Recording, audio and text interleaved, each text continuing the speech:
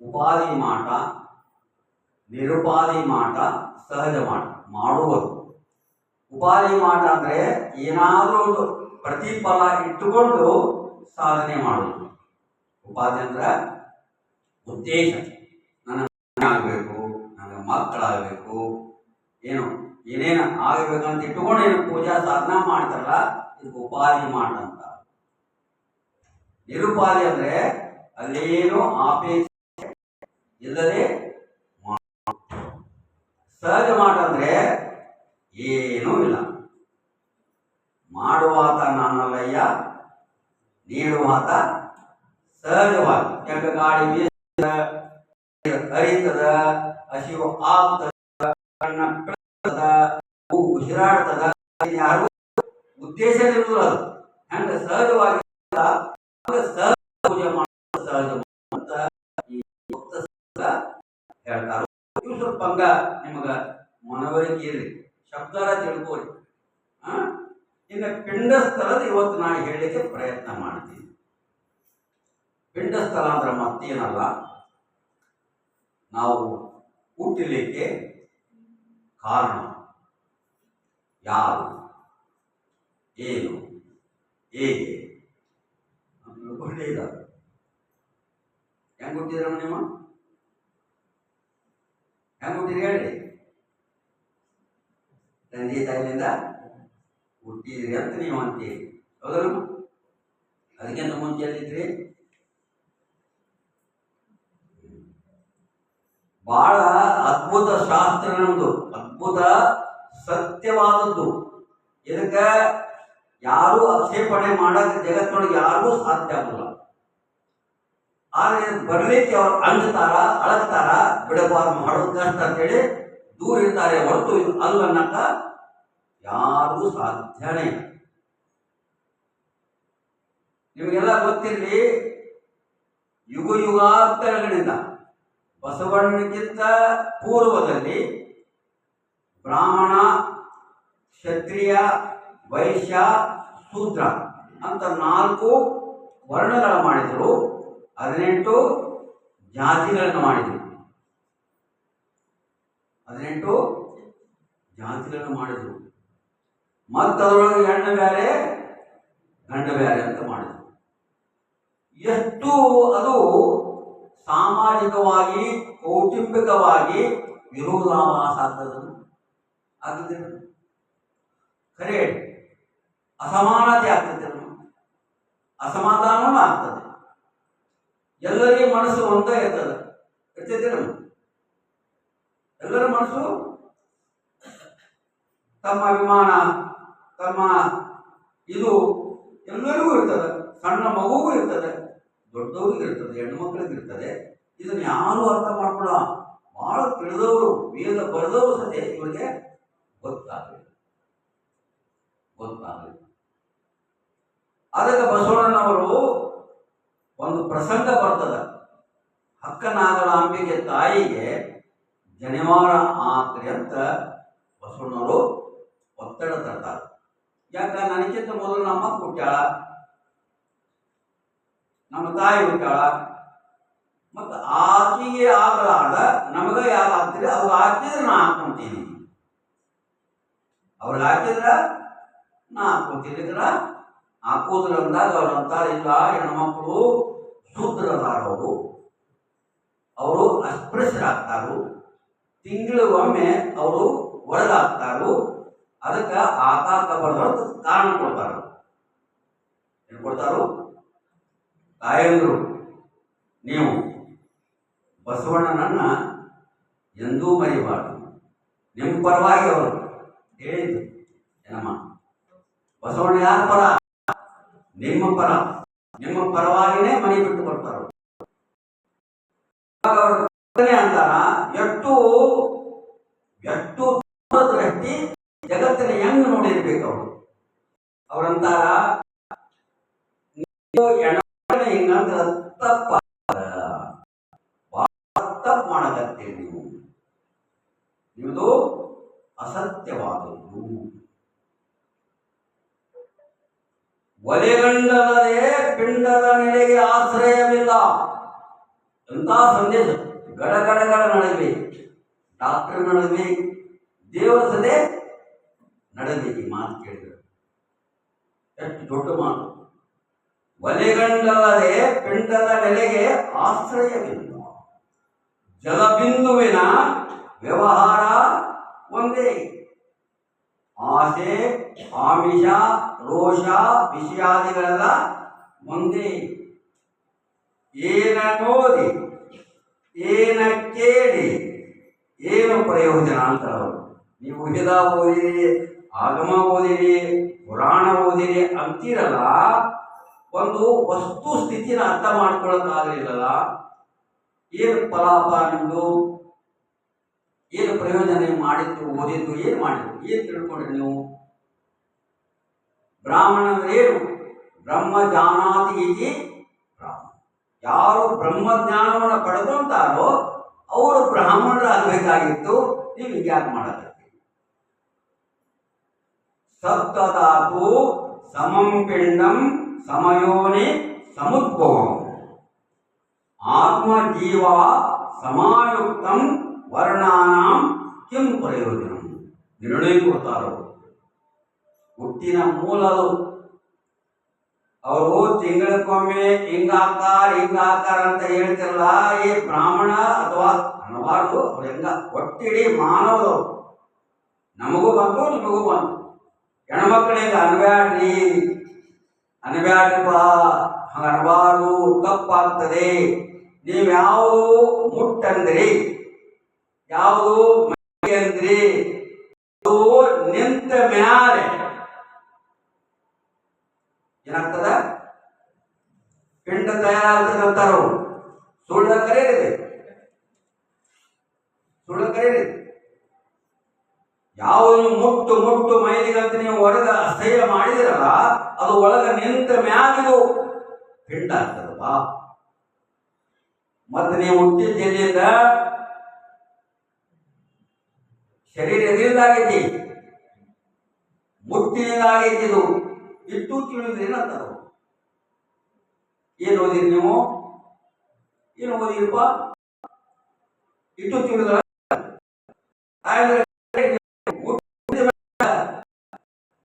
ಅಂತ ಕೇಳ್ತೀವಿ.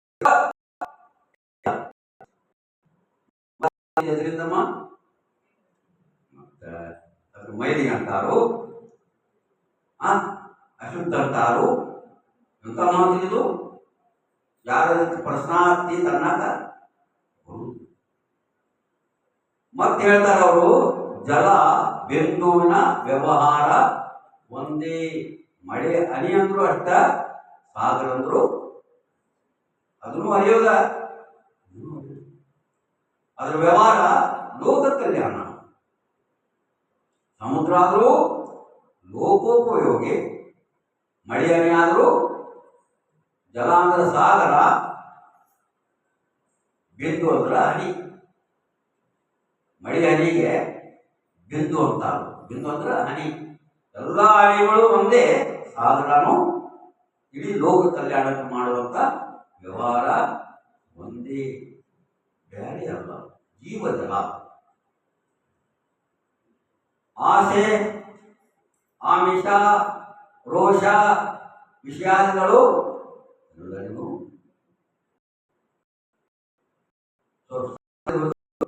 ದೊಡ್ಡದು. ಎಲ್ಲರೂ ಒಂದೇ. ಆಮಿಷನು ರೋಷ ಅಂತ ಸಿಕ್ಕಿದ್ದು ಸ್ವಲ್ಪ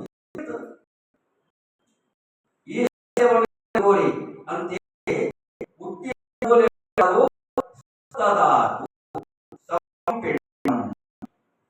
ನೋಡ. ಇವತ್ತು ನೀವು ತಿಳ್ಕೊಂಡ್ರೆ ಜೀವನದ ಎಂದೂ ಮೊದಲು ನಾವು ಅನ್ನದೊಳಗಿದ್ದೀವಿ. ಅನ್ನದೊಳಗಿದ್ದೀವಿ ನಾವು. ಅನ್ನಂ ಪರಬ್ರಹ್ಮ ಸ್ವರೂಪಂ ಅಂತಾರ. ಭತ್ತ ನಾಶ ಆಗ್ತೈತಿ, ಅಕ್ಕಿ ನಾಶ ಆಗ್ತೈತಿ, ಅನ್ನ ನಾಶ ಆಗೋಲ್ಲ. ಏನಮ್ಮ ನೋಡಿ, ಒಂದೇ ವಸ್ತು ಭತ್ತ ನಾಶ ಆಗ್ತೈತಿ, ಅಕ್ಕಿ ನಾಶ ಆಗ್ತೈತಿ, ಅನ್ನ ನಾಶ ಆಗುದಿಲ್ಲ. ಆ ಅನ್ನದಿಂದ ರಸ ಆಗ್ತದ, ಒಂದು ರಕ್ತ ಆಗ್ತದ, ಎರಡು ಮಾಂಸಾಗ್ತದ 3, ಮೇಧಸ್ಸಾಗ್ತದ 4, ಎಲುವಾಗ್ತದ 5, ಮಜ್ಜೆ ಆಗ್ತದ 6, ಶುಕ್ಲ ಅಂದ್ರೆ ಪುರುಷರಲ್ಲಿ ವೀರ್ಯ, ಮಹಿಳೆಯರಲ್ಲಿ ಶೋಣಿತ ಅಂದ್ರೆ ವಿಶೇಷ ರಕ್ತ, ಅದೇ ಮಗುವಾದ ಕಾರಣ. ಈ ರಕ್ತ ಅಲ್ಲ, ಹರಿದಾಡು ರಕ್ತ ಅಲ್ಲ, ವಿಶೇಷವಾದ ಆಗ್ತದೆ. ಪುರುಷರಲ್ಲಿ ವೀರ್ಯ ಆಗ್ತದೆ, ಸ್ತ್ರೀಯರಲ್ಲಿ ವಿಶೇಷ ರಕ್ತ ಆಗ್ತದೆ. ಅವೆರಡೂ ಕೂಡುವುದರಿಂದನೇ ಒಂದು ದೇಹ ರೂಪುಗೊಳ್ತದೆ. ಯಾರು ಹೇಳ್ತಾರಮ್ಮ? ಆದ್ರೆ ನಿಮ್ಮದು ಬ್ಯಾರೆ ಏನು? ನಿಮ್ಮದು ಬ್ಯಾರೆ ಏನು? ನಿಮ್ಮ ರಕ್ತ ಬ್ಯಾರೆ ಐತೆ, ನಿಮ್ಮ ಮಾಂಸ ಬ್ಯಾರೆ ಆಯ್ತು. ವಿಚಾರ ಮಾಡಕಸ್ತಾರ ಅವರು. ಸಪ್ತಧಾತು ಸಮಂ ಪಿಂಡಂ ಅಂದ್ರೆ ಎಲ್ಲಾ ಪಿಂಡದೊಳಗೂ ಸಪ್ತಧಾತುಗಳು ಅದಾವು. ಒಪ್ಕೊಂತೀರಿ ನಿಲ್ಲು? ಸುಳ್ಳು ಅಂತೀರ?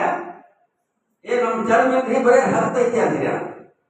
ಚರ್ಮನೂ ಇದೆ ಅಂದ್ರೆ ಮಾಂಸನೂ ಇದೆ, ರಕ್ತನೂ ಇದೆ, ಎಲುಬೂ ಇದೆ, ಎಲ್ಲ ಐತಿರಮ್ಮ. ಬ್ಯಾರೆ ಬೇರೆ ಅಂತೀರ ನನಗೆ? ನಮ್ದು ಬೇರೆ ಐತಿ ಬಿಡ್ರಿ, ನಮ್ದು ರಕ್ತನ ಬೇರೆ ಇದ್ದೀವಿ, ನಮ್ಮ ಮಾಂಸನ ಬೇರೆ ಐತ್ರಿ, ನಮ್ಮೆಲ್ಲ ಬೇರೆ ಹಂಗ ಕೊಡ್ತದೇನು? ಎಷ್ಟು ನಿರ್ಣಯ ಕೊಡ್ತಾರೋ. ಸಪ್ತಧಾತು ಸಮಂ ಪಿಂಡ ಆತ್ಮ ಜೀವ ಸಮಾಯುಕ್ತಂ ಅಂದ್ರ ಎಲ್ಲಿ ದೇಹ ಇರ್ತದ ಅಲ್ಲಿ ಪ್ರಾಣ ಇರ್ತದ, ಎಲ್ಲಿ ಪ್ರಾಣ ಇರ್ತದ ಅಲ್ಲಿ ಆತ್ಮ ಇದ್ದೇ ಇರ್ತದೆ.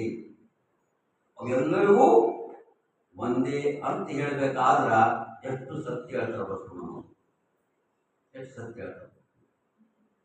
ಇವತ್ತರ ಇಟ್ಟು ತಿಳ್ಕೋರಿ, ನೀವು ಇಟ್ಟು ತಿಳ್ಕೋರಿ. ನಾವು ಹುಟ್ಟಿದ್ದು ಮುಟ್ಟಿನಿಂದ. ಮನವರಿಕೆ ಮಾಡಿಕೊಡಿ. ಗಂಡಿರ್ಲಿ ಗಂಡಿರ್ಲಿ, ಹೆಣ್ಣು ಹುಟ್ಟಿದ್ರು ಮುಟ್ಟಿನಿಂದ ಹುಟ್ಟಬೇಕು, ಗಂಡು ಹುಟ್ಟಿದ್ರು ಮುಟ್ಟಿ. ಇನ್ನು ಮೈಲಿಗೆ ನಿಂತಿರ್ತೀರಮ್ಮ, ಮೈಲಿಗೆ ಅನ್ನಕ್ಕೆ ಬರ್ತದ? ಇದ ಮೈಲಿಗೆ ಆಗೈತಿ, ಮತ್ತೆ ಆ ಮೈಲಿಗೆ ತರ್ತೀರಿ? ಮೈಲಿಗೆ ಹೋಗಲಿ, ಮುಟ್ಟಿನಿಂದ ಆಗಿ. ಮತ್ತೆಲ್ಲರಿಗೂ ಸಪ್ತಧಾತುಗಳು ಒಂದೇ ಅದಾವಿಲ್ಲಮ್ಮ. ನಿಮ್ಮ ಕಣ್ಣ ಇದೆ, ನಾನು ನಮ್ಮ ಕಣ್ಣಿದೆ ಹಂಗೇನಾದ. ನಮ್ಮ ಕಾಲು ಈ ಕಡೆ ಅವರು ಹಂಗೇನಿಲ್ಲ. ಸಮದೃಷ್ಟಿಯ ತಿಳ್ಕೋರಿ, ದೇವರನ್ನ ತಿಳ್ಕೊಳ್ಳೋದು ಮೊದಲೇ ತಿಳ್ಕೊಳ್ಳೋದು. ಎಲ್ಲರ ದೇಹ ಒಂದೈತಿ, ಎಲ್ಲರ ಮಾಂಸ ಒಂದೈತಿ, ಎಲ್ಲರ ರಕ್ತ ಒಂದೈತಿ, ಎಲ್ಲರೂ ಹುಟ್ಟಿದ್ದು ಹುಟ್ಟಿನಿಂದ ಅನ್ನೋದನ್ನ ತಿಳ್ಕೊಂಡ್ರ ಇದಕ್ಕೆ ಪಿಂಡಸ್ಥಳ ಅಂತಾರ. ತಿಳಿದ್ರಿ? ಪಿಂಡಸ್ಥಳ ಅಂದ್ರ ನಮ್ಮ ದೇಹವನ್ನ ಹೇಗೆ ರೂಪುಗೊಂಡಿದೆ ಅನ್ನೋದು ನಾವು ತಿಳ್ಕೊಳ್ಳಾಕ ನಮಗ್ ಗೊತ್ತಾಗ್ಬೇಕಂತಾರ. ಇದು ಪಿಂಡಸ್ಥಳ. ಇನ್ನ ಎರಡನೇ ಅಂತ ಪಿಂಡ ಜ್ಞಾನ ಸ್ಥಳ ಅಂತಾರ. ಇದೆಲ್ಲ ಹೇಳಿದ್ರಿ, ಇದು ಕರೆ. ಪಿಂಡ ಜ್ಞಾನ ಸ್ಥಳ ಅಂದ್ರ ಎರಡನೇ ಹಂತ. ಈ ಪಿಂಡದೊಳಗೆ ಏನೇನದಾವು ನೋಡ್ಕೋಬೇಕು ನಾವು. ಹುಟ್ಟಿದ್ವಿ, ಎಲ್ಲ ಗೊತ್ತಿರ್ಲಿ. ಎಲ್ಲಾರು ಹುಟ್ಟಿದಾಗ ಹೆಸರು ಯಾರಿಗೂ ಇರುವುದಿಲ್ಲ. ಹಂಗೇನ ಇಟ್ಕೊಂಡು ಬಂದಾರ ಯಾರ? ಜಾತಿ ಯಾರಿಗೂ ಇರುವುದಿಲ್ಲ. ಇರ್ತೈತೇನ್ರಪ್ಪ? ಯಾವ ಜಾತಿ ಇಟ್ಕೊಂಡು ಯಾವ ಮಗುನೂ ಇನ್ನುವರೆಗೂ ಹುಟ್ಟಿಲ್ಲ. ಯಾವ ಹೆಸರು ಇಟ್ಕೊಂಡು ಯಾವ ಮಗು ಹುಟ್ಟಿಲ್ಲ. ಅಂದ್ರೆ ನಾವು ಮೋಸ ಹೋಗೀವಿ. ಏನ್ ಮಾಡಿವಿ? ನಾವೇ ವಂಚನೆ ಮಾಡ್ಕೊಳ್ಳಕತ್ತೀವಿ. ಅಂದ್ರೆ ನಾವೇ ವಂಚನೆ ಮಾಡಿಕೊಳ್ಳಕತ್ತೀವಿ. ಹೆಂಗಂತ ಕೇಳಿದ್ರೆ, ಹುಟ್ಟಿದಾಗ ನಾವು ತಾಯಿ ತಂದೆಯಿಂದ ಹುಟ್ಟಿದ ಮೇಲೆ ಮೊದಲು ಅನ್ನೋದೇ ಅಮ್ಮ ಅಂತಂತೀವಿ. ಯಾವುದೇ ಧರ್ಮದೊಳಗ ಹುಟ್ಟಿರ್ಲಿ ಮಗು ಏನಂತದ? ಅಮ್ಮ ಅಮ್ಮ ಅಂತ ಯಾರ ಕಲಿಸ್ಯಾರ ಅದಕ್ಕ ಕಲಿಸಲ್ಲ. ಹಿಂದಾಗಡೆ ಮಮ್ಮಿ ಗಿಮ್ಮಿ ಹಿಂದಾಗಡೆ ಕಲಿಸ್ತಾರ. ಆದ್ರ ಅಮ್ಮ ಅನ್ನೋದು ಆ ಮಗು ಯಾಕೆ ಅಂತೇದ ಅಂತ ಕೇಳಿದರೆ ಅದ್ರೊಳಗ ಅ ಓ ಮ ಮೂರಿರ್ತಾವು. ಅದು ಮಗು ಅಲ್ಲಿ ಯಾರು ಕಲಸಂಗಿಲ್ಲ. ತನ್ನ ಮೂಲ ಓಂಕಾರದ ಪ್ರತೀಕವಾಗಿರುವಂತ ಅ ಉ ಮ ಕರೆ ಸುಳ್ಳು. ಯಾವುದೇ ಮಗು ಹುಟ್ಟಿದ ಕೂಡಲೇ ಅನ್ನೋ ಮೊದಲನೇ ಶಬ್ದ ಯಾವುದು? ಅ ಉ ಮ. ನಿಮ್ಗೆ ಅಮ್ಮ ಅಮ್ಮ ಹೂ ಬಿಡ್ತೈತಿ, ಅಮ್ಮ ಅಮ್ಮ ಅಂತ ಬರ್ತದ. ಅಮ್ಮ ಅನ್ನೋದು ಯಾರು ಕಲ್ಸಕ್ಕೆ ಬಂದಾರೇನು? ಯಾರು ಕಲಿಸಿಲ್ಲ. ಆ ಶಿಶುವಿಗೆ ತನ್ನ ಮೂಲ ಸ್ವರೂಪದ ನೆನಪಿರುವುದರಿಂದ ಹುಟ್ಟಿದ ಕೂಡ ಅದಾಗುತ್ತದೆ. ಅದು ನಮ್ಮ ಹೆಸರೇನು? ಓಂ. ನೆನಪಿರಿ ನಿಮಗೆ, ನಮ್ಮೆಲ್ಲರ ಹೆಸರು ಓಂ. ನಮ್ಮೆಲ್ಲರ ಹೆಸರು ಓಂ. ಅದಕ್ಕೆಲ್ಲ ದೇವರ ಮುಂದ ಅದು ಬರೆದಿರ್ತಾರ. ನೀವು ನೋಡ್ತೀರಿ ಅದರ ಎದಕ್ಕೆ ಬರ್ತಾರ? ಇಲ್ಲ ಇಲ್ಲ, ಅದು ಓಂಕಾರ ಅಖಂಡಮಯ, ಅದು ಜಗದ್ವ್ಯಾಪಿ ಇರ್ತದ. ಅದು ಎಲ್ಲಾ ಕಡೆ ನೀರಿನೊಳಗಿರ್ತದ, ಬೆಂಕಿಯೊಳಗಿರ್ತದ, ಗಾಳಿಯೊಳಗಿರ್ತದ. ಅದರಿಂದನೇ ಎಲ್ಲ ಚಲನೆ ಆಗುದು. ಎಲ್ಲ ಇವತ್ತು ನಾ ಹೇಳಬೇಕಾಗಿಲ್ಲ ಅಂತ ಕೇಳಿದ್ರೆ, ಪಿಂಡವಾಗಿ ಹುಟ್ಟಿದ ಮೇಲೆ ನಿಮ್ಮ ಮನಸ್ಸಿನೊಳಗ ತಾಯಿ ತಂದೆ ಬಂದ್ರ ಒಂದು ಹೆಸರ ಇಟ್ಟು ಬಿಡ್ತಾವ. ತಾಯಿಯು ಮಠ ಮರಿದ್ರು ನೀವು.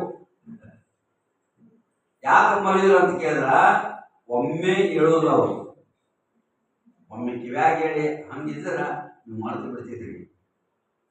ಪ್ರತಿದಿನ ಹೇಳ್ತಾರ. ದಿವಸ ದಿವಸ ದಿವಸ ಕರೆದ ಕರೆದ ಕರೆದ ಶಿವಕುಮಾರ ಶಿವಕುಮಾರ ಶಿವಕುಮಾರ ಅಂತೇದಕ್ಕೆ ಬಾಯ್ಪಾಠ ಆಗಿ ಜೀವ ಹೋಗುವವರು ಆ ಶಿವಕುಮಾರೇ ಆಗ್ಬಿಡ್ತಾರೆ ಹೊರತು ಶಿವನನ್ನ ಕಾಣುವುದಿಲ್ಲ.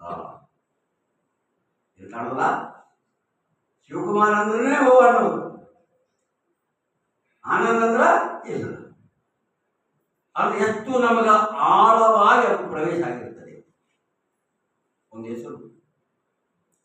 ಎರಡನೇದು ಜಾತಿ ಒಳಗೆ ಹೋಗ್ಬಿಡ್ತದ. ಸಾಯೋ ಮಠ ಹೋಗೋದು ನೋಡಿದ ಏನ್ ಮಾಡಲ್ಲ. 8 ಮದಗಳದಾವ ಅದ್ರೊಳಗೆ. ಕುಲಮದ, ಚಲಮದ, ಧನಮದ, ರೂಪಮದ, ವಿದ್ಯಾಮದ, ತಪೋಮದ, ರಾಜ್ಯಮದ, ಏನು ಇಷ್ಟು 8 ಮದಗಳಿದ್ರೂ ಕೂಡ ಎಲ್ಲ ಮದಗಳು ಹೋಗ್ತಾವ. ದನ ಇದ್ದಾಗ ದನ ಮದ ಅಂತ ದನ ಹೋದ್ಮ್ಯಾಗ ಮುಗಿತದು, ಒಳ್ಳೆ ಬರೋದಿಲ್ಲ.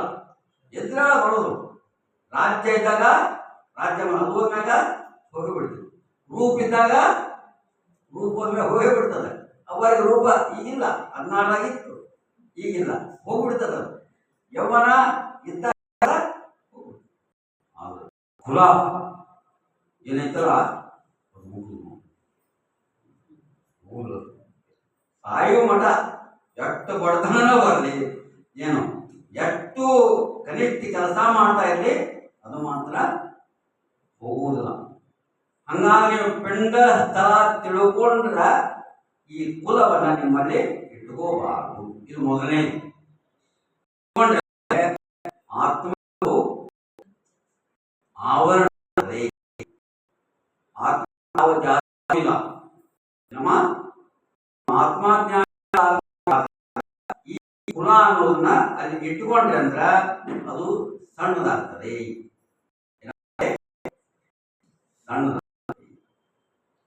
ಸಂಕುಚಿತ ಆಗ್ತದೆ. ಎದುರಿಟ್ಟ ಮನುಷ್ಯ ಬೇರೆ ಕಾಣ್ತಾನು. ಇದು ಇರಬಾರ್ದು ಅಂತಾರು ಪಿಂಡಸ್ಥಗಳು ಹೇಳು. ಅಂದ್ರ ಇವಾಗ ಸತಸ್ಥಲ ಅಂದ್ರೆ ಭೂಮಿ ಒಳ ಒಂದು ಸಸಿ ಬಿತ್ತಬೇಕಾದ್ರ ಭೂಮಿ ಸ್ವಚ್ಛ ಇರಬೇಕು, ಹಸಬೇಕು, ಆಗಬೇಕು ಅನ್ನೋ ಉದ್ದೇಶ ಇಟ್ಟುಕೊಂಡು ರೈತ ತೆಗೆದು ಸಮತಟ್ಟ ಮಾಡಿ ಆಮೇಲೆ ಬಿತ್ತುತ್ತಾರ. ಆವಾಗ ಅದು ಬೀಜ ಸರಿಯಾಗಿ ಮೊಳಕೆ ಹೊಡಿತದೆ. ಹಂಗ ಬಿತ್ತಿದ್ರ ಕಡಿ ಅದರೊಳಗೆ ಹೋಗಿ ಬೆಳಿ ಸರಿಯಾಗಿ ಬರುವುದಿಲ್ಲ. ಇಲ್ಲಿ ಬೀಜ ಉತ್ತಮ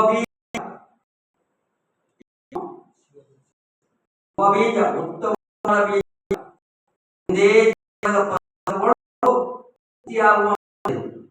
ಇಲ್ಲಿ ಇರಬಾರದು. ಇವತ್ತು ನಿಮ್ಮ ಮನಸ್ಸಿನೊಳಗ ಇಂಥ ಜಾತಿ ಎಂದೂ, ಇಂಥ ಕುಲ ಅಂತ ಎಂದೂ ಇಟ್ಕೋಬೇಡ. ಇಂಥ ಧರ್ಮ, ಇಂಥ ಮತ, ಇಂಥ ಊರು ಅಂತ ಎಂದೂ ಇಟ್ಕೋಬೇಡ.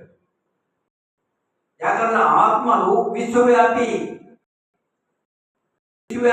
ತಂದು ನೀವು ಒಂದು ಊರಿಗೆ, ಒಂದು ಕುಟುಂಬ, ಒಂದು ದೇಶ ಸೀಮಿತ ಮಾಡಿದ್ರೆ ನೀವು ಅಲ್ಲಿ ಹೊರಗ ಬರಕ್ಕಾಗುದಿಲ್ಲ. ನೀರು ಬತ್ತಿ ಹೋಗ್ಬಿಡ್ತಾವ, ನೀರು ಉಳಿದು ಬಿಡ್ತಾವ, ಸಮುದ್ರ ತಂಗಿಲ್ಲ. ಅದಕ್ಕೆ ಇವತ್ತಿಂದ ನೀವು ತಟಸ್ಥ ಹೋಗ್ಬೇಕಾದ್ರ ಬೇಸಿಕ್ ಏನ್ ನಿಮ್ಮ ತಂದೆ ತಾಯಿ, ನಿಮ್ಮ ಸಮಾಜದವರೆಂದು ತಲೆಯಾಗೊಂಡು ಅಕ್ಷರ ಅಲ್ಲ, ಅದನ್ನ ಇವತ್ತು ತೆಗಿಬೇಕು. ನಾನು ವಿಶ್ವ ಕುಟುಂಬಿ ಏನ್ ತಿಳ್ಕೋಬೇಕು? ನೀವು ವಿಶ್ವ ಕುಟುಂಬಿನೇ ಅದೀರಿ, ವಿಶ್ವ ಜೊತೆಗೇನೆ ವ್ಯವಹಾರ ಮಾಡ್ತೀರಿ. ವಿಶ್ವನೇ ನಿಮಗೆ ಸಾಕಿ ಸಲ್ಲುತ್ತದೆ, ಪ್ರಜ್ಞಾ ಇಲ್ಲ ಅಷ್ಟೇ. ನಮ್ದು ನಮ್ಗೆ ಸರೋರು ಯಾರು? ವಿಶ್ವದ ಪ್ರತಿಯೊಂದು ಜೀವಿಯೂ ಪ್ರಕೃತಿ ನಮ್ಮ ಸಹಕಾರ ಕೊಡ್ತದೆ.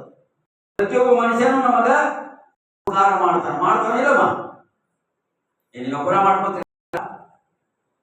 ರೈತರು ನೀವಾಗ್ರಿ, ನೇಕಾರು ನೀವಾಗ್ರಿ, ಬಸ್ ಡ್ರೈವರು ನೀವಾಗ್ರಿ, ಏನೋ ಕರೆಂಟು ನೀವ ತಯಾರು ಮಾಡಿ, ಕಟ್ಟಿಗೆನೂ ನೀವ ತಗೊಂಡು ಬರ್ರಿ, ಕಾಯಿಪಲ್ಲು ನೀವ ಬೆಳೀರಿ. ಹಂಗಾಗ್ತದ? ವಿಶ್ವ ಕುಟುಂಬಿ ನಾವು, ಏನೋ ವಿಶ್ವ ಕುಟುಂಬಿಗಳು ನಾವು. ಅದು ಪರಕ ಮಾಡಿಕೊಂಡು ಜಾತಿ, ಮತ, ಪಂಥ, ಕುಲ ಅಂತೇಳು ಸಂಕುಚಿತ ಮಾಡಿಕೊಂಡು ಏನಾಗ್ತದಲ್ವ, ವಿಶ್ವ ಕುಟುಂಬನ ಕಳ್ಕೊಂಡು ನಾವು ದುರ್ಬಲರಾಗ್ತಾ ಇದ್ದೀವಿ. ಹಂಗ ಇವತ್ತಿಂದ ನೀವು ಮಾಡಬಾರ್ದು. ಹಂಗಿದ್ರ ಇದನ್ನ ಕೇಳ್ರಿ, ಏನಪ್ಪ ನಮಗೆ ಆಗುದಿಲ್ಲ ನಾಳೆಯಿಂದ ಹೇಳಬೇಡಂದ್ರ ಯಾಕಂದ್ರೆ ಹೇಳಿದ್ದಕ್ಕೆ ನಿಮಗೆ ಸಾರ್ಥಕತೆ ಆಗ್ಬೇಕಲ್ಲ, ಫಲಕಾರಿ ಆಗ್ಬೇಕಲ್ಲ. ನೀವು ಹಂಗ ಇರ್ತೀರಿ, ಹಂಗ ಬದುಕುತ್ತೀರಿ, ಆದ್ರೆ ನಿಮ್ಗೆ ಗೊತ್ತಿಲ್ಲ ಅಷ್ಟೇ. ಹುಡುಗರು ಎಲ್ಲಾರು ಮನ್ಯಾಗ ಗೊತ್ತಿಲ್ಲ,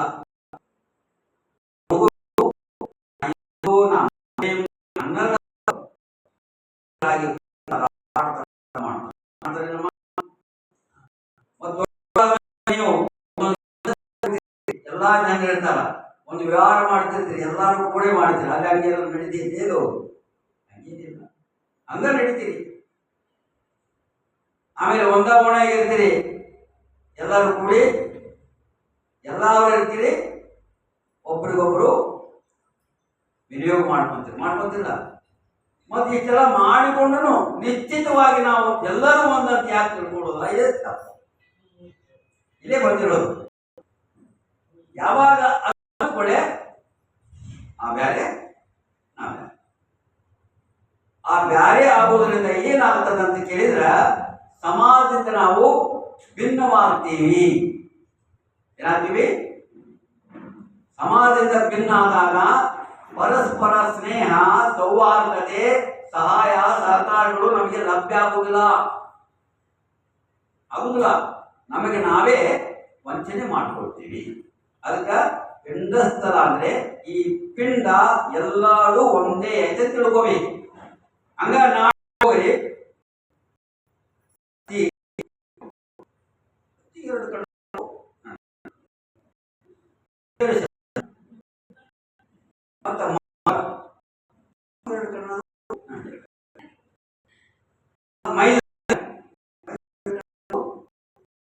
ಗಂಡ ಶ್ರೀಮಂತ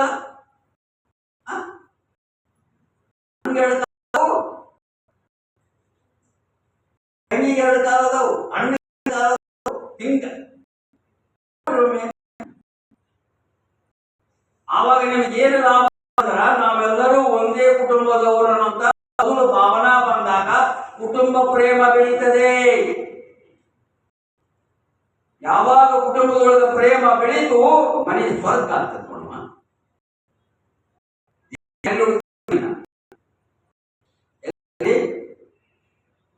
ಬೇರೆ ಹುಡುಕ್ತೀರಿ, ದೇವರಿರೋದೇ ಪ್ರೇಮದ ಮೇಲೆ. ಪ್ರೇಮ ಇದ್ದರೆ ದೇವರು ಇರ್ತಾನೆ. ಪ್ರೇಮ ಇಲ್ಲ, ದೇವರು ಎಲ್ಲಿ ಹುಡುಕಿದ್ರು ನಿಮಗ ಸಿಗೋದಿಲ್ಲ. ಆ ಪ್ರೇಮ ಬೇಕಾದ್ರ ನಮ್ಮ ಕುಟುಂಬದೊಳಗ ಅಣ್ಣನೂ ನನ್ನಂಗದನ, ಅಕ್ಕನೂ ನನ್ನಂಗದಳ, ನಮ್ಮ ಅತ್ತಿ, ನಮ್ಮ ಮಾವ, ನಮ್ಮಪ್ಪ, ನಮ್ಮವ್ವ, ನಮ್ಮ ಚಿಕ್ಕಮ್ಮ ಎಲ್ಲರೂ ನಾವು ಒಂದೇ ರೀತಿ ಇದೀವಿ ಮತ್ತು ಒಂದೇ ಮನೆಯವರು. ಯಾಕೆ ನಾವು ಕೂಡಿ ಬಾಳಬಾರದು ಅಂತೇಳಿ ಸಣ್ಣ ದರ್ಶನ ಮಾಡಿ ನಿಮ್ಗೆ ಪ್ರತ್ಯಕ್ಷ ಆಗ್ತಾನ. ಇದಕ್ಕೆ ಪಿಂಡಸ್ಥಳ ಅಂತ ಹೇಳ್ತೀನಿ. ನಿಮ್ಗೆ ಬಾಯಿಲಿ ಹೇಳೋದು ಅಲ್ಲದು, ಶಬ್ದ ಅಲ್ಲದು, ಹಂಗೆ ಮಾಡಿ ತೋರಿಸಿದ್ರು ಅವರು ಬಸವಣ್ಣನವರು. ಪಿಂಡಸ್ಥಳ ಅಂದ್ರೆ ಸುಮ್ಮ ಬರೆದಿನಪ್ಪ ಈಗ ತಿಳ್ಕೋರಿ ಅಂತ ಹೇಳಕ್ಕಲ್ಲದು. ಪಿಂಡ ಸ್ಥಳ ಇರುವುದೇ ಪರಮಾತ್ಮನ ಇರುವಿಕೆ. ಪರಮಾತ್ಮ ಎಲ್ಲಾ ಕಡೆಯೂ ಇರ್ತಾನ, ಎಲ್ಲಾ ಜಗದಲ್ಲಿ ಇರ್ತಾನ. ಎಲ್ಲಿ ಹೃದಯದಲ್ಲಿ ಪ್ರೇಮ ಇರ್ತಾರ ಅಲ್ಲಿ ಬಂದಿರ್ತಾನ. ಎಲ್ಲಿ ಪ್ರೇಮ ಇಲ್ಲ ಅದಲ್ಲಿ ಇರುವುದಿಲ್ಲ. ನೀವು ಪರಮಾತ್ಮ ಎಲ್ಲಾರು ಹುಡುಗಾಕ್ ಹೋಗಿ ಮೋಸ ಹೋಗಬೇಡ್ರಿ. ನಿಮ್ಮ ಹೃದಯದೊಳಗೆ ಪ್ರೇಮವನ್ನು ತುಂಬಿಕೊಳ್ಳ್ರಿ. ಎಲ್ಲಿ ಪ್ರೇಮ ಇರ್ತದ ನಾವು ಓಡೋಡಿ ಬರ್ತಾನೆ ನೋಡಿ. ಹೃದಯ ಶುದ್ಧವಿಲ್ಲದಲ್ಲಿ ಇರಲೊಲ್ಲಯ್ಯ ಅಂದರು ನಮ್ಮವ್ವ.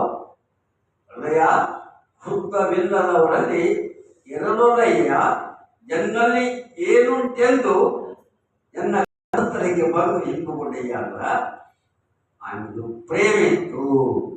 ಏನಿತ್ತು? ಪ್ರೇಮ. ಹೃದಯದೊಳಗ ಪ್ರೇಮ ಇತ್ತು. ಪರಮಾತ್ಮ ಕಾಣಬೇಕಾದ ನಿಮ್ಮ ಹೃದಯದೊಳಗೆ ಮೊದಲು ಪ್ರೇಮವನ್ನ ಪ್ರಾರಂಭ ಮಾಡಿಕೊಳ್ಳ್ರಿ. ಆವಾಗ ನಿಮಗ ಪರಮಾತ್ಮನ ದರ್ಶನ ಆಗ್ತದೆ. ಇಲ್ಲಂದ್ರ ಇಲ್ಲವೇ ಇಲ್ಲ. ತಿಳಿದಿಲ್ಲಮ್ಮ? ಒಂದ ಕುಟುಂಬದಾಗಿರ್ತೀರಿ, ಅಣ್ಣ ತಮ್ಮರಾಗಿರ್ತೀರಿ, ಅಕ್ಕ ತಂಗಿಯರಾಗಿರ್ತೀರಿ, ಏನ ಅತ್ತಿ ಮಾವ ಅತ್ತಿ ಸೊಸೆಯಾಗಿರ್ತೀರಿ. ಆದ್ರ ಪ್ರೇಮ ಲೇದು. ಏನ್ ಮಾಡೋದು? ಪ್ರೇಮ ಲೇದು. ಕೊಟ್ಟು ತಗೊಳ್ಳೋದು ಪ್ರೇಮ ಅಂದ್ರ ಕೊಟ್ಟು ತಗೊಳ್ಳೋದು. ಪ್ರೇಮ ಕೊಡ್ರಿ, ಪ್ರೇಮ ತಗೊಳ್ರಿ.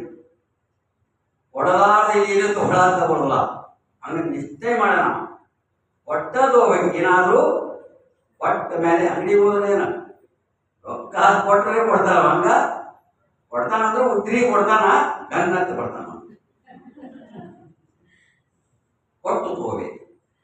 ಅದಕ್ಕೆ ನೀವು ಇವತ್ತಿಂದ ಪಿಂಡಸ್ಥಳ ಅಂದ್ರ ನನ್ನ ದೇಹ ಬೇರೆ ಅಲ್ಲ, ಇವರ ದೇಹ ಬೇರೆ. ಕಣ್ಣು ಸೇಮ್ ಅದಾವ್, ಕಿವಿ ಸೇಮ್ ಅದಾವ್, ಮೂಗು ಸೇಮ್ ಐತ್, ನಾಲಿಗೆ ಸೇಮ್ ಐತ್, ಅಲ್ಲ ಸೇಮ್ ಅದಾವ್, ಕಾಲು ಸೇಮ್ ಅದಾವ್, ಬೆರಳು ಸೇಮ್ ಅದಾವ್, ಏನೋ ಒಕ್ಕಳ ಸೇಮ್ ಐತಿ, ತೊಡಿಗೆ ಸೇಮ್. ಹಿಂಗೆಲ್ಲ ತಿಳ್ಕೊಂಡ್ರ ಸೇಮ್ ಎಲ್ಲರೂ ಹಂಗಾದಿವಲ್ಲ ಅಂತ ತಿಳ್ಕೊಂಡ ಬಿಟ್ರ ಅದಕ್ಕೆ ಪಿಂಡ ಸ್ಥಳ ಅಂತ ತಿಳಿದಿರ. ಇದನ್ನ ತಿಳ್ಕೋಬೇಕು. ತಿಳಿದಿರಮ್ಮ? ಪಿಂಡ ಸ್ಥಳ ಅಂದ್ರ ಎಲ್ಲರ ದೇಹ ಒಂದು, ಎಲ್ಲರ ದೇಹ ಬೇರೆ ಅಲ್ಲವೇ ಅಲ್ಲ. ನಾ ಹೇಳಿದ್ರು ಅಲ್ಲ, ಹೇಳಿದ್ರು ಅಲ್ಲ. ಇವತ್ತು ನಾಳೆ ಆದ್ರೂ ಅಷ್ಟೇ, 1000 ವರ್ಷ ಆದ್ರೂ ಅಷ್ಟೇ. ಇದಕ್ಕ ಪಿಂಡ ಸ್ಥಳ. ನಾವು ಹೆಂಗೆ ಹುಟ್ಟುತ್ತೀವಿ ಅದರೊಳಗೆ ಏನೇನದಾವು ಎಲ್ಲರ ದೇಹನೂ ಒಂದೇ. ನಾವು ಹುಟ್ಟಿದಾಗ ಹೆಸರಿದ್ದಿದ್ದಿಲ್ಲ, ನೆನಪಿಟ್ಕೊಳ್ಬೇಕು. ಜಾತಿ ಇದ್ದಿದ್ದಿಲ್ಲ ಅಂತ ನೀವು ತಿಳ್ಕೋಬೇಕು. ಇವತ್ತಿಂದ ಏನ್ ಮಾಡಬೇಕು?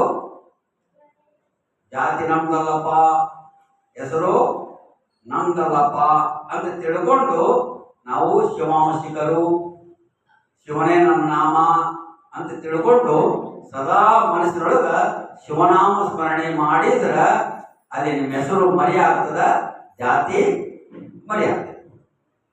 ಅಲ್ಲಿವರೆಗೂ ಆಗೋದಿಲ್ಲ. ಆಗಬೇಕು, ಆಗಬಾರದು ನಿಮ್ಮ ಕೈ. ತಿಳಿತೀರಮ್ಮ? ಇನ್ನ ಎರಡನೇದು ನಿಮಗೆ ಹೇಳೋದೇನಂದ್ರ, ದೇಹ ಎಲ್ಲಾರು ಬ್ಯಾರೆ ಬ್ಯಾರೆ ಅದಾವಂದ್ರು, ಸೇಮ್ ಅದಾವಂದ್ರು ಕೂಡ ಬಿಟ್ಟು ಬಿಟ್ಟು ಅದಾವ. ಏನದಾವು? ಬಿಟ್ಟು ಬಿಟ್ಟು ಅದಾವ. ಹೌದಲ್ಲ? ಒಬ್ರು ಎತ್ತರ, ಒಬ್ರು ಗಿಡ್ಡ, ಒಬ್ರು ಕರ್ಗ, ಒಬ್ರು ಕೆಂಪಗ ಇರ್ತಾರ. ಇದ್ರೊಳಗೆ ವಿಭಿನ್ನ ವಿಭಿನ್ನ ಆದ್ರೂ ಕೂಡ ಅವಯವಗಳೆಲ್ಲರೂ ಒಂದೇ ಇದ್ರು ವಿಭಿನ್ನ ಆಗ್ತಾವ. ದೇಹ ವಿಭಿನ್ನ ವಿಭಿನ್ನ ಆದ್ರೂ ಕೂಡ ಪ್ರಾಣ ಮಾತ್ರ ಎಲ್ಲಾರು ಒಂದೇ. ಇದು ನೆನಪಿರಲಿ. ಪ್ರಾಣ ಬ್ಯಾರೆ ಬ್ಯಾರೆ ಅಲ್ಲ, ಎಲ್ಲರ ಪ್ರಾಣನೂ ಒಂದೇ. ಒಂದು ದೇಹ ಇದು ಪಿಂಡಸ್ಥಳ, ಒಂದು ಪ್ರಾಣ ಇದು ಪಿಂಡ ಜ್ಞಾನ ಸ್ಥಳ. ತಿಳ್ಕೋಬೇಕಿದು. ನಿಮಗ ಹಸಿವಾದ್ರ ಏನು ಆಗ್ತದಲ್ಲ, ನನಗೆ ಹಸಿವಾದ್ರು ಅದೇ ಏನು ಬ್ಯಾರೆ ಆಗ್ತದೆ. ನಿಮ್ಮ ಹಸಿವು ಬ್ಯಾರೆ, ನಮ್ಮ ಹಸಿವು ಬ್ಯಾರೆ. ಹಂಗೇನೈತೆ ನಮ್ಮ ನಿಮ್ಮ ನೀರಡಿಕೆ ಬ್ಯಾರೆ, ನಮ್ಮ ನೀರಡಿಕೆ ಬ್ಯಾರೆ. ಹಂಗೇನಾಗುದಿಲ್ಲ. ನಿಮಗೆ ನಿದ್ರೆ ಬಂದ್ರೆ ಬ್ಯಾರೆ, ನಮಗೆ ನಿದ್ರೆ ಬಂದ್ರೆ ಬ್ಯಾರೆ. ಹಂಗೇನೈತೆ ನಮ್ಮ ಹಂಗೇನೈತಿ ಅಂದ್ರ ಎಲ್ಲರ ಜೀವ ಒಂದು, ಎಲ್ಲರ ಪ್ರಾಣ. ಇದು ಪಿಂಡ ಜ್ಞಾನ ಸ್ಥಳ ಅಂತ. ಏನಂತಾರು? ಪಿಂಡ ಜ್ಞಾನ. ಎಲ್ಲರ ಪ್ರಾಣ ಒಂದು, ಎಲ್ಲರ ದೇಹ ಒಂದು. ಪಿಂಡ ಸ್ಥಳ, ಪಿಂಡ ಜ್ಞಾನ ಸ್ಥಳ. ಸಮಯ ಮಹತ್ವವಾದ ಎಲ್ಲಿ ಕೇಳಿದ್ರು ಸಿಗುವುದಿಲ್ಲ. ಯಾವ ಕಾಲೇಜಿನಾಗೂ ನಿಮಗ ಸಿಗುವುದಿಲ್ಲ. ಯಾಕಂದ್ರ ಬಸವಾದಿ ಪ್ರಮಥರು ಅಂತ ಒಂದು ಸಾಹಿತ್ಯವನ್ನ ನಮಗ ಕೊಟ್ಟು ಹೋಗ್ಯಾರು. ನೀವು ಬಸವದೊಳಗೆ ಬಂದೀರಿ, ಬಸವ ಕೇಂದ್ರಕ್ಕೆ ಬಂದಿರಂದ್ರ ಆ ಬಾಗಿಲಿನಿಂದ ಒಳಗೆ ಬಂದು ಕೂಡನೆ ಅಥವಾ ಬಾಗಿಲಿಂದ ಹೊರಗೆ ಹೋಗುವಾಗನು ಜಾತಿ ನಮಗಿಲ್ಲ, ಕುಲ ನಮಗಿಲ್ಲ, ಏನ್ರಿ ನಾವೆಲ್ಲರೂ ಒಂದೇ ಕುಟುಂಬದವರು ಅನ್ನುವಂಥ ಸದ್ಭಾವನೆ ಇಟ್ಟುಕೊಂಡೇ ಇಲ್ಲಿ ಬರಬೇಕು. ಏನಮ್ಮ? ಶರಣರ ಸಂಗಮನೇ ಹಂಗಿರೋದು. ಶರಣರ ಸಂಗಮನೇ ಹಂಗಿರೋದು. ಪಿಂಡ ಜ್ಞಾನ ಸ್ಥಳ ಅಂದ್ರೆ ಏನಪ್ಪಾ ಅಂತ ಕೇಳಿದ್ರ, ನಾವು ಈ ದೇಹವನ್ನ, ಈ ಪ್ರಾಣವನ್ನ ಎಲ್ಲಿಂದ ತಗೊಂಡಿವ ಅನ್ನೋದನ್ನ ನಾವೇ ಮನವರಿಕೆ ಮಾಡಿಕೊಳ್ಳಾಕ ಹೇಳುವಂತ ವಿಷಯ ಅದು. ಏನಮ್ಮ? ಈ ದೇಹ ಐತಿ, ದೇಹದೊಳಗ ಪ್ರಾಣ ಐತಿ, ಪ್ರಾಣದೊಳಗ ಆತ್ಮ ಐತಿ. ಮೂರದವ. ಈ ಮೂರು ಕೂಡಿದಾಗ ಮಾತ್ರ ಇದರ ಕೆಲಸ ನಡೀತದೆ. ಇದರ ಒಂದಿಲ್ಲ ಅಂದ್ರ ಕೆಲಸ ನಡೆಯುವುದಿಲ್ಲ. ದೇಹ ಐತ್ರಿ, ಪ್ರಾಣ ಇಲ್ಲಂದ್ರ ದೇಹನ ಐತ್ರಿ, ಪ್ರಾಣನ ಐತ್ರಿ, ಆತ್ಮ ಇರ್ಲಿಕ್ಕಂದ್ರ ನಡೆಯುವುದಿಲ್ಲ. ಆತ್ಮಕ್ಕ ಪ್ರಜ್ಞೆ ಅಂದ್ರು, ಪ್ರಾಣಕ್ಕ ಉಸಿರು ಅಂದ್ರು, ದೇಹಕ್ಕ ಕ್ರಿಯಾ ಅಂದ್ರು. ಇದು ಕ್ರಿಯಾ ಮಾಡ್ತದ, ಆತ್ಮ ಜ್ಞಾನ ಮಾಡ್ತದ. ಅವೆರಡನ್ನ ಬ್ಯಾಲೆನ್ಸ್ ಮಾಡಿ ಈ ಪ್ರಾಣ ಕೆಲಸ ಮಾಡಿಸಿಕೊಳ್ತದೆ. ಇದು ಮಾಡಿಸಿಕೊಳ್ಬೇಕಾದ್ರ ಇವಕ್ಕ ತಮ್ಮದೇ ಆದಂತ ಶಕ್ತಿಗಳಿದ್ದಾವೆ. ಕಿವ್ಯಾಗ ಶಬ್ದ ಕೇಳುವ ಶಕ್ತಿ ಐತಿ, ಕಣ್ಣಿಗೆ ರೂಪ ನೋಡುವಂತ ಶಕ್ತಿ ಐತಿ. ಏನಮ್ಮ?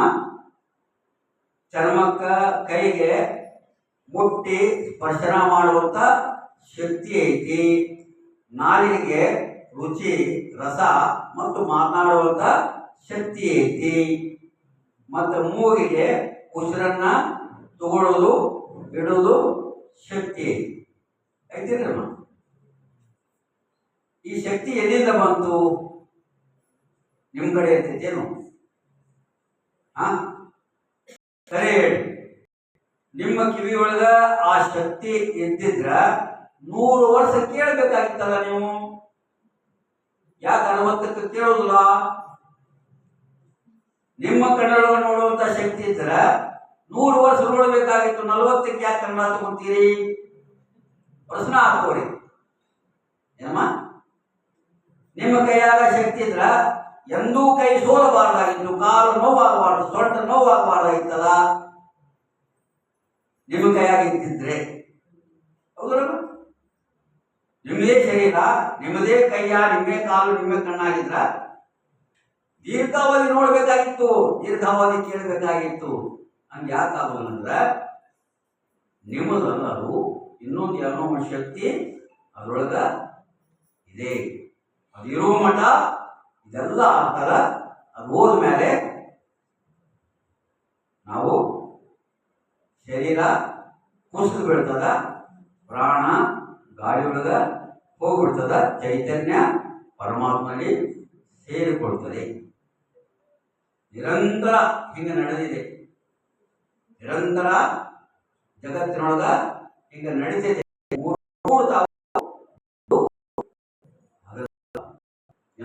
ಅಗುಳುದೇವು.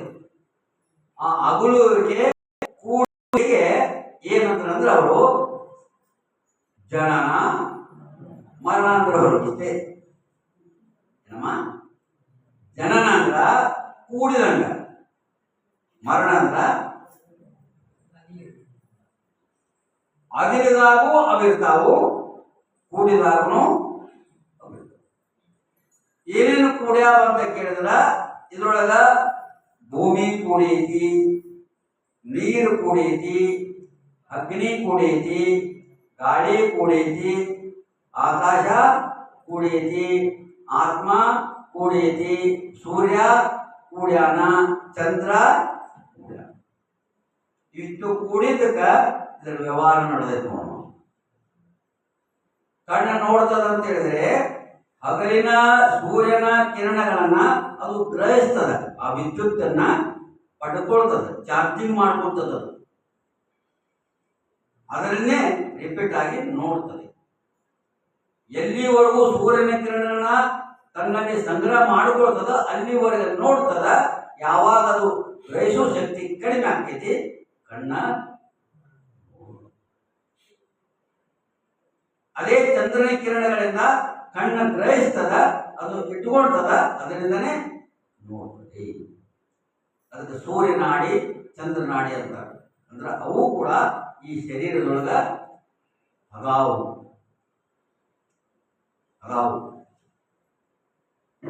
ಅದರ ಮೂಲಕ ಅದರ ಬೆಳಕನ್ನ ತಗೊಂಡು ಆ ಬೆಳಕಲ್ಲಿಂದ ನಾವು ನೋಡ್ತೀವಿ. ಎಲ್ಲಿವರೆಗೂ ನಮ್ಮಲ್ಲಿ ಚಾರ್ಜರ್, ಮೊಬೈಲ್ ಚಾರ್ಜರ್ ಆಗುವವರೆಗೂ ಅದರ ವ್ಯವಹಾರ ನಡೀತದ.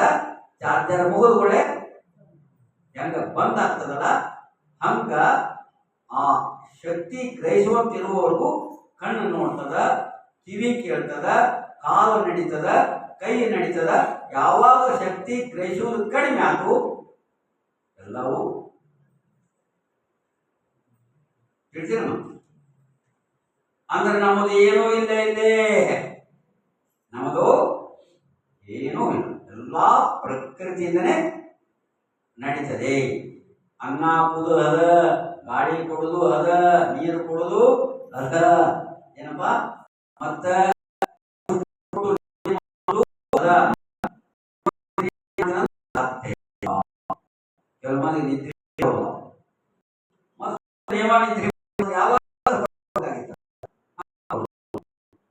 ಪ್ರಕೃತಿನೇ ತೊಟ್ಟಲ ಮಾಡಿ ನಮ್ಮನ್ನು ತೂಗಾಡಿಸಿ ಮಲಗಿಸುತ್ತದೆ. ಅಂದ್ರ ಇಲ್ಲಿ ನಮ್ಮದು ಅನ್ನೋದು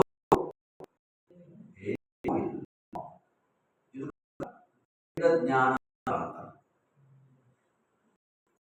ನಮಗೆ ಜ್ಞಾನ ನಮಗೇನಿಲ್ಲ, ನಮಗೆ ಜ್ಞಾನ ಐತಿ.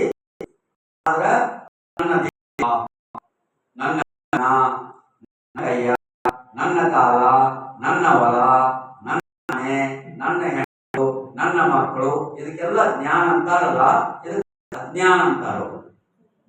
ಇದಕ್ಕೆ ಅಜ್ಞಾನ ಅನ್ನೋದು. ನಾನು ನನ್ನ ಆರೋಪ ಮಾಡಿದಕ್ಕೆ ಅದು ಅಜ್ಞಾನ. ಹೋಗ್ಬಿಡ್ತದೆ. ಅದನ್ನ ಕಳ್ಕೋಬೇಕಂತಾರ ಅವರು. ಅದನ್ನ ಕಳ್ಕೊಂಡು ಇದು ನನ್ನದಲ್ಲ, ನಾನಲ್ಲ, ಅವನು ಮೊದಲೇ ಕೊಟ್ಟು ಬಿಡ್ಬೇಕು. ಅವನು ನಾವು ಹಿಂದಾಗಡೆ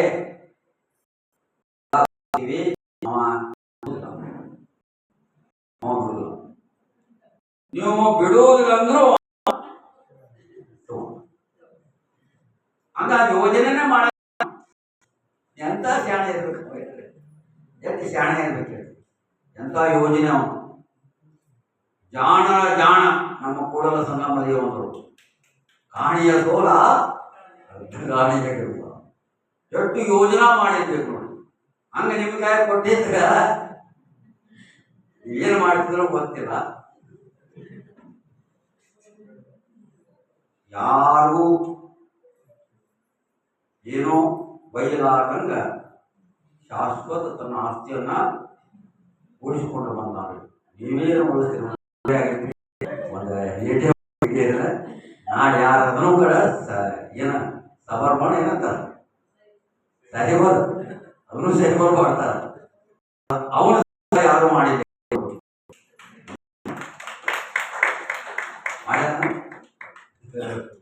ಎಷ್ಟು ಶಾಣೆ ಇರಬೇಕು. ಇಲ್ಲಿಂದ ನೀವು ಬೆಂಗಳೂರಿಗೆ ಹೋಗ್ಬೋದು, ಹೈದರಾಬಾದ್ ಹೋಗ್ಬೋದು, ದುಬೈಗೆ ಹೋಗ್ಬೋದು. ಆದ್ರೆ ಇಲ್ಲಿಂದ ವೈಜಾಗ ಕೊಟ್ಟರು. ಅವನ ಅಸ್ತಿತ್ವ ಎಷ್ಟು ಎಷ್ಟು ಎಷ್ಟು ಹೆಂಗೆ ಯೋಜನಾ ಮಾಡಿರ್ಬೇಕು. ಇದಕ್ಕೆ ಪಿಂಡ ಜ್ಞಾನ ಅಂತಾರೆ. ಪಿಂಡ ಜ್ಞಾನ ಅಂದ್ರ ಇದು ನಂದು ಇಲ್ಲ, ಎಲ್ಲವೂ ಅವನದೇ, ನನ್ನದು ಏನಿಲ್ಲ. ಬರುವಾಗ ಬೆತ್ತಲೆ, ಹೋಗುವಾಗ ಬೆತ್ತಲೆ, ಬಂದು ಹೋಗುವ ನಡುವೆ ಬರೀ ಕತ್ತಲೆ ಅಂದ್ರೆ ಇದೆ. ಅಜ್ಞಾನ ಕೇಳೋದು. ನಾನಂದ್ರೆ ಕತ್ತಲೆ, ನನ್ನದಂದ್ರೆ ಕತ್ತಲೆ. ಅದನ್ನ ತೆಗೆದ್ರ ಅದೇನಾಗ್ತದ? ಬೆಳಕಾಗ್ತದೆ. ಇದನ್ನ ಪಿಂಡ ಜ್ಞಾನ ಸ್ಥಳ ಅಂತ ತಿಳಿದಿರಮ್ಮ. ಮತ್ತೆ ಎಲ್ಲಿ ಏನ ಕೇಳಕ್ ಹೋಗ್ಬೇಡ್ರಿ, ವಾಸ್ತವ ಸತ್ಯ ಹೇಳತ್ತೀನಿ. ಮತ್ತು ನಾ ಹೇಳ್ತಲ್ಲ, ಇದು ಅವ್ರು ಮಾಡಿ ಕೊಟ್ಟಿದ್ದನ್ನ ಧ್ವನಿಸುಳ್ಳಿ ಆಗತ್ತೆ. ಎಲ್ಲಿ ಹೋದ್ರು, ಎಲ್ಲಿ ಕೇಳಿದ್ರು, ಮತ್ತು ನಾಳೆ ಕೇಳಿದ್ರು, ಮುಂದಿನ ವರ್ಷ ಕೇಳಿದ್ರು, ಮುಂದಿನ ಜನ್ಮದಾಗ ಕೇಳಿದ್ರು, ಇದೇ ಮಾತು ಸತ್ಯ ಆಗ್ತದೆ. ಏನಾಗ್ತದೆ? ಸತ್ಯ ಆಗ್ತದೆ. ಯಾವಾಗ ಈ ಪಿಂಡ ಜ್ಞಾನ ಆಯ್ತು, ಆವಾಗ ನಮಗೊಂದು ತಿಳುವಳಿಕೆ ಬರ್ತದ. ಏನು ತಿಳುವಳಿಕೆ ಬರ್ತದ ಅಂತ ಕೇಳಿದ್ರೆ, ನಾನು ಹುಟ್ಟಿದೆ, ತಾಯಿ ಗರ್ಭದಿಂದ ಮಗುವಾದೆ, ಮತ್ತು ಶಿಶುವಾದೆ, ಬಾಲಕ ಆದೆ, ಯೌವನ ಆದೆ, ಆಮೇಲೆ ಮುಪ್ಪಾಯ್ತು. ಮುಪ್ಪಾದ್ಮೇಲೆ ಏನಾಗ್ತದ? ಏನಾಗ್ತದ? ಕನ್ಫರ್ಮ್ ಆಗ್ತೀರಮ್ಮ? ಎಲ್ಲರೂ ನೋಡೇ ಬಿಟ್ಟಿವಿ ನಾವು. ಈಗ ಹುಡ್ತೀವಿ, ಬೆಳಿತೀವಿ, ಉಣ್ತೀವಿ, ತಿಂತೀವಿ, ಉಡ್ತೀವಿ, ಯೌವನ ಬರ್ತದ, ಮುಪ್ಪಾಗ್ತದ. ಮುಪ್ಪಾದ್ಮ್ಯಾಗ ಒಂದಿನ ಹೋಗ್ತೀವಿ. ಈಗ ಹೋಗ್ತೀವಿ ಅಂದ ಮ್ಯಾಲೆ ಇನ್ನು ಯಾಕಪ್ಪ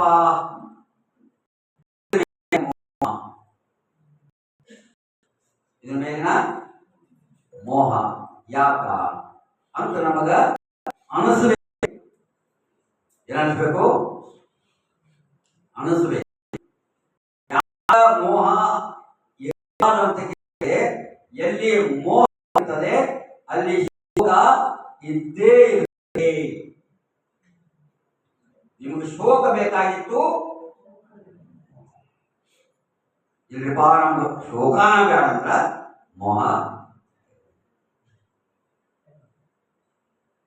ಮೋಹ ಇರೋದ್ರಿಂದ ಶೋಕ. ಶೋಕ ಬ್ಯಾಡ, ಮೋಹ ತೆಗೆದು ತಿಳಿದಿಲ್ಲ. ಯಾಕೆ ಈ ಮಾತು ಹೇಳಿದ್ರ ಈ ಬರ್ಬೇಕಾಗಿದ್ದು ಏನಂತ ಕೇಳಿದ್ರ, ನಾನು ತಾಯಿ ಗರ್ಭದೊಳಗ 9 ತಿಂಗಳ 9 ದಿನ ಇದ್ದೆ. ಇದ್ದಿದ್ದು ನಾವೆಲ್ಲರೂ, ನನಗೆ ನೆನಪಿಲ್ಲ. ಇದ್ದಂತೂ ಪಕ್ಕ ಕತ್ರಿ ಹೌದಲ್ಲಪ್ಪ. ಅರುಹಿನ ಕುರು ಹಿಡಿದವನಿ ತಲಕವ ಧರಿಸಿದ ಗಣಪಾಲ, ವರಗುರು ಲಿಂಗ ಸುಜಂಗಮ ಸೌಖ್ಯ ಕರ ಪಾವನಶೀಲ, ಪರಮ ಷಡಕ್ಷರ ಪಂಚಾಕ್ಷರವೆಂಬೆರಡರಾದಿ ಮೂಲ, ಶರಣಕರ ಮನ ಭಾವದಿಂದಲೂ ಬಚ್ಚರಿಸಿ ಕೊಂಬಲೋಲ ಅಂತ ಬಸವಣ್ಣ ಯಾರು ಮೈಲಾರ. ಅಂದ್ರ ನಾವೆಲ್ಲರೂ ತಾಯಿ ಗರ್ಭದೊಳಗ ಇದ್ದೂ ಕೂಡ ಹುಟ್ಟಿದಗಳೇ ನಾವು ಮರಿತೀವಿ. ಬಸವಣ್ಣ ಅದನ್ನ ನೆನಪಿಟ್ಕೊಂಡು ಬಂದಿದ್ದ ನೋಡಿ. ಏನೇ ನೆನಪಿಟ್ಕೊಂಡಂದ್ರ, ಮೊಟ್ಟ ಮೊದಲಿಗೆ ಮುಟ್ಟಿದ ಮೇಲೆ ಮಾಂಸದ ಪಿಂಡ ಆಗ್ತದ, ದುಂಡದಾಗ್ತದ, ಅಲ್ಲಿ ತಲೆ ಮೂಡ್ತದ, ಕೈಕಾಲ ಮೂಡ್ತವ, ಆಗ್ತದ, ಮೇಲೆ ಚರ್ಮ ಬರ್ತದ, ಆಮೇಲೆ 6 ತಿಂಗಳಿಗೆ ಇದೆಲ್ಲ ರೂಪುಗೊಳ್ತದ. 7ನೇ ತಿಂಗಳ ತಾಯಿಯ ಮುಖಾಂತರ ಮಕ್ಕಳಿಗೆ ನಾಡಿಯಾಗಿ ಉಸಿರಾಟ ಹೋಗ್ತದೆ. 7ನೇ ತಿಂಗಳಿಗೆ ತಾಯಿಗೂ ಮಗುವಿಗೂ ಒಕ್ಕಳಕ ಸಂಬಂಧ ಇಟ್ಟಿರ್ತಾನ ಪರಮಾತ್ಮ. ಯಾಕಂದ್ರೆ ಬೆಳಿಬೇಕಲ್ಲ ಒಳಗ. ಇಲ್ಲಿವರೆಗೂ ಬರೀ ದೇಹ ಇಟ್ಟು, ಈಗ ಪ್ರಾಣ ಬಂದದ, ಅದಕ್ಕೆ ಅನ್ನ ಬೇಕು, ನೀರು ಬೇಕು, ಗಾಳಿ ಬೇಕಂತೇಳಿ ಅಲ್ಲೇ ವ್ಯವಸ್ಥೆ ಮಾಡಿರ್ತಾನ. ಎಷ್ಟು ಅದ್ಭುತ ಏನಮ್ಮ. ಅದು ಮಾಡಿದ ಮೇಲೆ ತಾಯಿಯ ಒಳಗಿನ ವಿಶೇಷ ವಾಯು ಇರ್ತದೆ, ಪ್ರಸೂತಿ ವಾಯು ಅಂತೇಳಿ. ಉಸಿರಾಟದಲ್ಲ ಸಂಗ್ರಹ ಆಗ್ತಿರ್ತದೆ. ಯಾಕೆ ಮುಂದೆ ತಳಬೇಕಲ್ಲ, ದಾರಿ ಸಣ್ಣದು, ಜೋರು ತಗಲಿಸ್ಬೇಕಂತೇಳಿ ಪ್ರಸೂತಿ ವಾಯು ಸಂಗ್ರಹ ಆಗ್ತಿರ್ತದಲ್ಲಿ. ಈಗೆಲ್ಲ ಸಿಜನ್ ಮಾಡ್ಕೊಂಡು ನಿಮ್ಗೆ ರೂಢಿ ಹಾಕ್ಬಿಟ್ಟಿದ್ದೆ. ನಾ ಎಲ್ಲ ಹೇಳ್ತೀನಿ, ಸಿಜನ್ ಮಾಡ್ಕೋಬೇಡಿ. ಪ್ರಕೃತಿ ಒಳಗ ಏನೂ ಇಟ್ಕೊಳ್ಳೋಲ್ಲ. ಅದು 40,000 8ನೇ ತಿಂಗಳಿಗೆ ಅದಕ್ಕೆ ಪ್ರಜ್ಞಾ ಬರ್ತದೆ ಆ ಮಗುವಿಗೆ. ಅಲ್ಲಿವರೆಗೂ ಪ್ರಜ್ಞಾ ಇರುವುದಿಲ್ಲ. 6 ತಿಂಗಳಿಗೆ ದೇಹ, 7ನೇ ತಿಂಗಳಿಗೆ ಪ್ರಾಣ. ಆ ಪ್ರಾಣ ಬಂದಾಗ ತಾಯಿ ಏನು ಮಾಡ್ತಾಳ, ಮಗುಗೆ ಅರ್ಪಣ ಅಂತದ ಭಾಗಶಃ. ಯಾವ ಅಪೇಕ್ಷೆಯನ್ನು ಉಳ್ತಾಳ ಅದೇ ಭಾವನೆಗಳು ಆ ಮಗುಗಾಗ್ತಾವು ಏನಮ್ಮ. ಅವನೆಲ್ಲ ಮಗು ಗ್ರಹಿಸ್ತಿರ್ತದೆ ಎಲ್ಲ. ತಾಯಿಯಂದ್ರೆ ನೀವು ನೆನ್ಪಿಟ್ಕೊಳ್ವಿ, ಒಳ್ಳೆ ಮಗು ಆಗ್ಬೇಕಂದ್ರೆ ಪ್ರಿಂಟ್ ತಾಯಿ ಗರ್ಭದೊಳಗಾಗ್ತದೆ. ತಾಯಿ ಗರ್ಭದೊಳಗೆ ಇಲ್ಲಿ ಏನೂ ಬದಲಾವಣೆ ಆಗೋಲ್ಲ, ಸಾಧ್ಯ ಇಲ್ಲ. 8ನೇ ತಿಂಗಳ ಪ್ರಜ್ಞಾ ಬಂದಾಗ ಆ ಮಗು ನೀವೇನು ಕೇಳ್ತೀರಿ, ಏನ ನೋಡ್ತೀರಿ, ಏನ ಮಾಡ್ತೀರಿ ಅದೆಲ್ಲ ಕಲಿತಿದ್ದೆ ಅಲ್ಲಿ. ಅದು ದುರ್ಗುಟ್ಟಿ ನೋಡಿದಂದ್ರೆ ಕಲ್ತ ಬಿಟ್ಟಿರ್ತದೆ, ಕಲ್ಸೋದು ಬೇಕಾಗಿಲ್ಲ. ಜಗ್ಗ ಭಯ ಅಂತ ಹೇಳಿದ್ರೆ ಕಲ್ಸೋದು ಬೇಕಾಗಿಲ್ಲ. ಹುಟ್ಟಿದ ಕಡೆನೆ ನೀವು ಜಗಳ ಮಾಡಿದ್ರಿ, ಕಳುವು ಮಾಡಿದ್ರಿ, ತುಡುಗು ಮಾಡಿದ್ರಿ, ಏನು ಮಾಡಿದ್ರಲ್ಲ ಪ್ರಿಂಟ್ ಆಗ್ತದೆ. ಇಲ್ಲಿ ಮತ್ತೆ ಯಾರು ಟ್ರೈನಿಂಗ್ ಇಲ್ಲ, ಟ್ರೈನಿಂಗ್ ಇಲ್ಲ. ಮಗು ಕಲ್ಕೊಂತ ಒಂದು ಅಸಹ್ಯ ಆಗ್ತದೆ. ಅಸಹ್ಯ ಆಗ್ತದೆ ಅಂತ ಕೇಳಿ ರಕ್ತ ಐತಿ, ಮಲ ಐತಿ, ಇಲ್ಲಿ ಮೂಗು ಐತಿ, ಜೀವ ಐತಿ, ಕಫ ಐತಿ, ಪಿತ್ತ ಐತಿ. ಇವೆಲ್ಲ ಒಂದ್ಸಲ ಕಫ ಹೊರಗ ನೋಡಿ ಎಷ್ಟು ವಾಸನೆ ಇರ್ತದೆ. ಮಾಡಿ ನೋಡಿ ಎಷ್ಟು ವಾಸನೆ ಇರ್ತದೆ. ಒಳಗೆ ಬಂದಾಗ ಎಷ್ಟು ವಾಸನೆ ಇರ್ತದ, ಒಳಗೆ ಇರ್ಬೇಕು ಮಗು. ಅದು ನೋಡ್ತಿದ್ದೆ ಮಗು, ಯಪ್ಪ ಇಂಥ ಜಗ ಇನ್ನು ಬ್ಯಾಡ. ದೇವರು ಮೊರೆ ಹಾಕಿತ್ತದು. ತಾಯಿನೂ ಈ ಬ್ಯಾನೆ ಸಾಕಾಗೈತಿ ಮಾರಾಯ, ಹೆಂಗರ ಹೊರಗಾಕು ಎಣ್ಣೆ ಮೇಲೆ ಅಂತ ತಾಯಿನೂ ಅಂತಾಳು, ಮಗುನು ಅಂತ. ತಾಯಿ ಗರ್ಭದೊಳಗನ ಇಷ್ಟು ಕಷ್ಟ, ಬಿಸಿ ಬಿಸಿ ಕುಡಿದ್ರ ಚಟಪಡ್ತೈತಿ ಮಗು. ಸ್ವಲ್ಪ ಎದ್ದು ಕುಡಿದು ಅಡ್ಡಾಡಿದ್ರ ಸಮತೋಲ ಕಳ್ಕೊಂಡು ಒದ್ದಾಡಿತದ. ಏನು ಖಾರ ತಿಂದ್ರೆ ಉಳಿತದ ಮೈ. ಇಷ್ಟೆಲ್ಲ ಅನುಭವಿಸ್ ಗರ್ಭದಾಗ ಅದು ಗೊತ್ತಾಗ್ತದ. ಇನ್ನು ಹುಟ್ಟಿದ ಮ್ಯಾಲೇನು ಇಷ್ಟು ಕಷ್ಟ ಐತಿ, ಹುಟ್ಟಿದ ಮ್ಯಾಲೇನು ಕಷ್ಟ. ಒಂದು ಕುಳೆ ಕಾಯಿಲೆ ಪ್ರಾರಂಭ ಅಟ್ಯಾಕ್ ಮಾಡ್ತಿತ್ತು, ಕಾಯಿ ತಿಂತಿದ್ದ. ಏನು ಕಾಯಿಲೆ ಮೊದಲು ಅಟ್ಯಾಕ್ ಬಂದ ಮ್ಯಾಗ ಬೀಳುವುದು, ಏಳುವುದು, ಒಡಿಸ್ಕೊಳ್ಳೋದು, ಬಯಸ್ಕೊಳ್ಳೋದು. ಹೇಳಮ್ಮ ಒಂದ ಎರಡ ಇಷ್ಟು ಚೀಲ ಹೊತ್ಕೊಂಡು ಹೋಗ್ಬೇಕು. ಯಾವ ಕಷ್ಟ, ಹಸಿವಾದ ಚಟಪಡಿಸೋದು, ನೀರಡಿ ಕಾಲದ ಚಟಪಡಿಸೋದು, ಯಾರ ಹೊಡೆದ್ರ ಬೈದ್ರೆ ಎಲ್ಲ ಅನುಭವಿಸ್ಕೊಂಡು ಬರಬೇಕು ಜೀವನದ ಕೊನೆವರೆಗೂ. ಸುಖಾನೇ ಇಲ್ಲ, ಇಡೀ ಜೀವನನೇ ಹಂಗನಿಸ್ತದ. ಸುಖ ಅಂತ ಅನಿಸ್ತದ, ದುಃಖ ಜಾಸ್ತಿ, ಸುಖ ಕಡಿಮೆ. ಎಲ್ಲಿವರೆಗೂ ಮುಪ್ಪಾಗು. ಇಷ್ಟ ಆಗಿದ್ರ ಬೇರೆ ಮತ್ತೆ ಚಿಂತೆ, ಎಲ್ಲಾರು ಒಂದೊಂದು ಚಿಂತೆ. ಚಿಂತೆ ಒಳಗೆ ನಿಂತಿ ಬರುದಿಲ್ಲ. ನಾಳಿದಂಗ ನಾಡ್ದಂಗ ಈ ಚಿಂತೆ ಒಳಗ ಎಲ್ಲಿ ಸುಖ ಸಿಗ್ತದೆ ನಮ್ಗೆ? ಜೀವನ ಸುಖ ಐತಂತೀರಿ, ಜನನೂ ಹಂಗಾದು, ಜೀವನ ಹಿಂಗ. ಇನ್ನು ಮರಣ ಆಗುವವರೆಗೂ ಒದ್ದಾಡಿ ಒದ್ದಾಡಿ ಒದ್ದಾಡಿ ಒದ್ದಾಡಿ ಒದ್ದಾಡಿ ಸಾಯ್ಬೇಕು. ಸುಖ ಐತೆ ನಮ್ಮದ್ರಾಗ?